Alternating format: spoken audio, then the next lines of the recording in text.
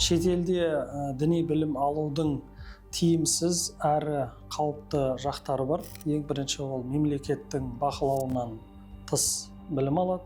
Одан кейін теріс бағыттағы оқу орындарына түсіп қалу қаупінің деңгейі артады. Одан кейін Қазақстандағы дәстүрлі ханафи мазхабынан алшақтайды.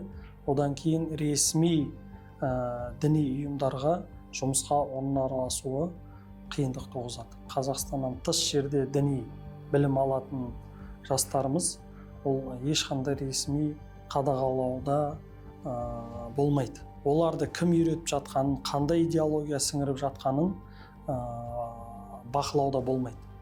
Бұл жерде деструктивті ағымдардың басты мүмкіндігі сол шетелде жастарды арбауға үлкен мүмкіндік туады. Көптеген жастар оқуға түспей тұрып, оқу орнының бағытын зерттей алмайды. Өйткені ол жерде қандай дұрыс оқу орны ма, дұрыс емес оқу орны ма, оны саралап талдай алмайды.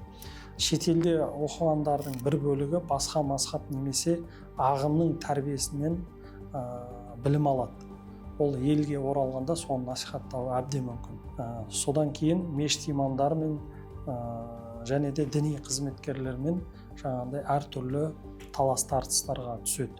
Оның соңы салдары діни алауыздыққа алып барады. Сол себептен еліміздің жастары өзіміздің еліміздегі діни оқу орындарда білім алған жөн.